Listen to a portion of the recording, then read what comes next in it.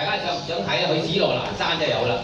紫羅蘭山又會見到呢個昆明雞羽藤嘅，佢一年都係開2次花嘅。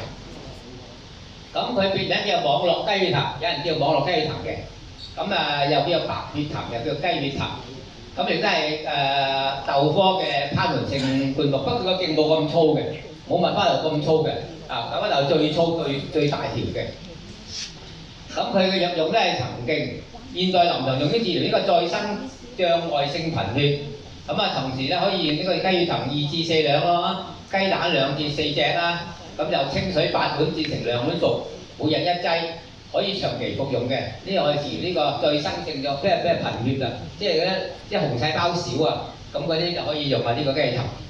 咁亦臨床亦用於治療呢個腫瘤患者在放化療過程中引起白血細胞減少嘅，收後迅速嘅，即係譬如而家現代呢個癌症比較多啦，咁譬如做咗電療化療之後，個白細胞會減少嘅，咁呢種能夠將你迅速即係令個白細胞再生就快脆啲嘅，先可以有啲功效。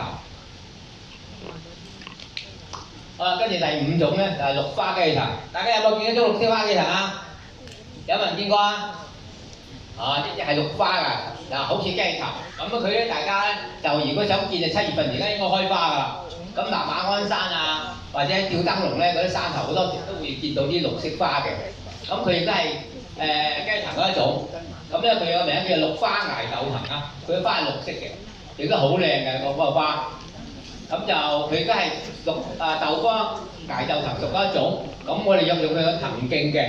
咁佢都係佢個我喺香港我嚟通水塘都見過，同馬鞍山啊、石梨水塘啊、東平洲都有。咁南丫島又都有生長嘅。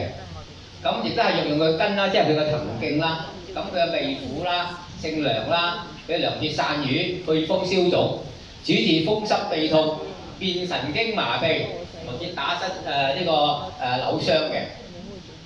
咁辨神經麻痹咧，就用呢個鮮嘅綠花雞藤咧，就個根即係中爛佢，咁誒用啲白酒啊，即係我哋所有嘅米酒咧，炒爛佢嚟去熱敷嘅，就用一條醋嚟去外敷，個效果相當好嘅。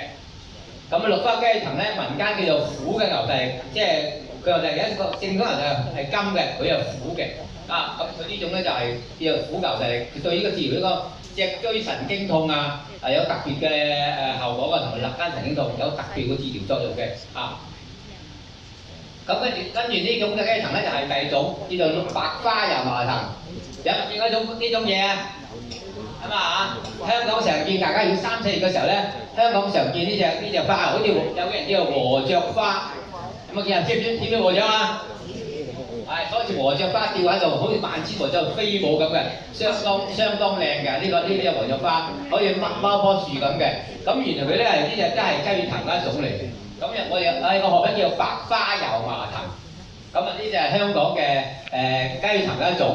佢因為豆花呢個泥豆屬嘅藤料醇本嚟嘅。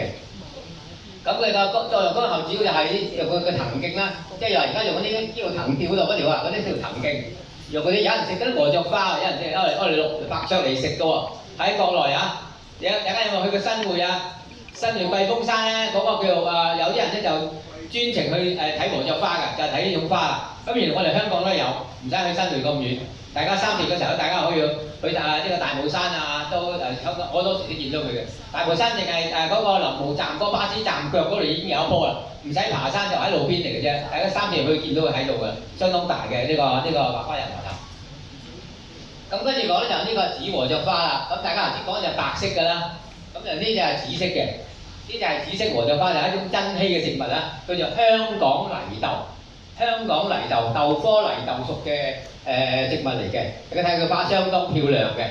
咁佢呢隻紫花油麻咧，就除咗香港之外咧，喺深圳嗰個大鵬灣啊，近住呢個即係梧桐山嗰邊咧都有嘅，咁相當有治療作用喺度嘅。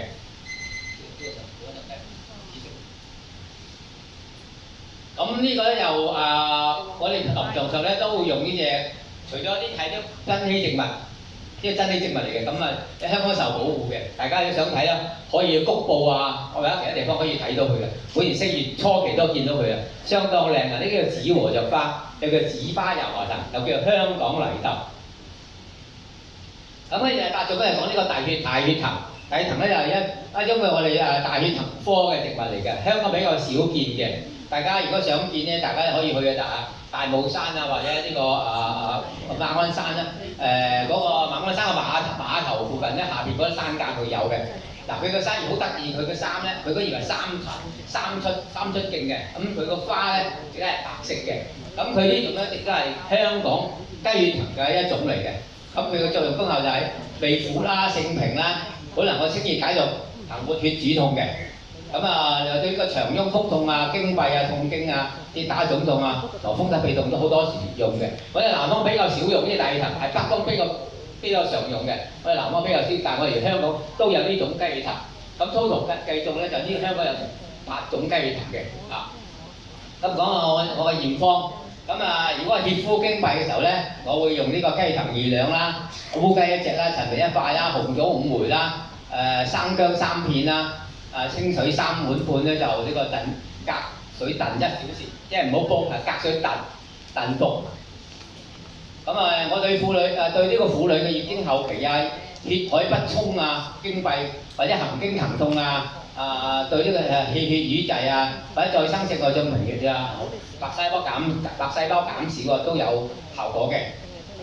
雞血藤以補血養血為主嘅，臨床應用於治療呢個風濕痹痛啊、血不靈根所致嘅手足痹痛，即係嗰啲手腳筋咧血去唔到、養唔到嘅，咁用黑雞血藤呢個相當有效果嘅。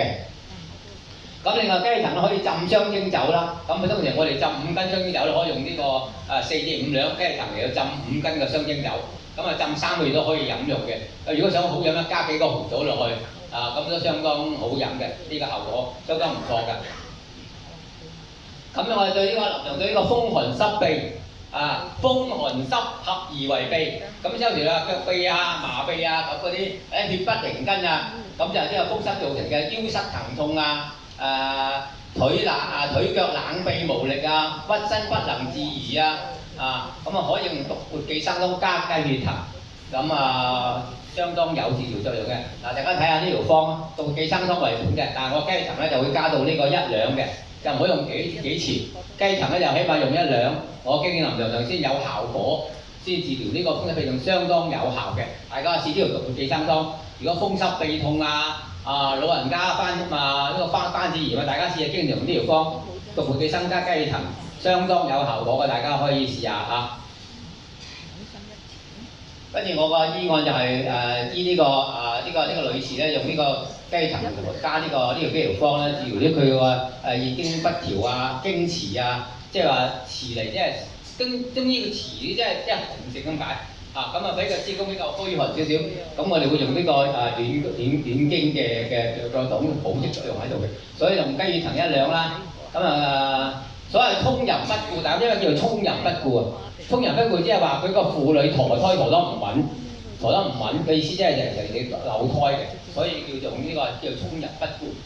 咁另外，所以我處方就雞血藤1兩啦，川芎啊、當歸。黨參啊、香附、台烏啊、茯苓啊嗰啲老豆醫有冇人聽過老豆醫啊？老豆醫北方人常用嘅，即黑豆嘅外醫叫做老豆醫，補血作用喺度嘅，呢個補血嘅。咁就質學嗰啲，咁臨床咧，即係我應用呢個雞血藤咧，就治療好多病嗰個作用喺度嘅。咁大家如果係對於呢個手腳麻痹啊，或者婦女嘅比較即係經常嘅病啊，都可以多用啲雞血藤。以上咧係我嗰個分析嚟㗎，香港，多謝大家嚇。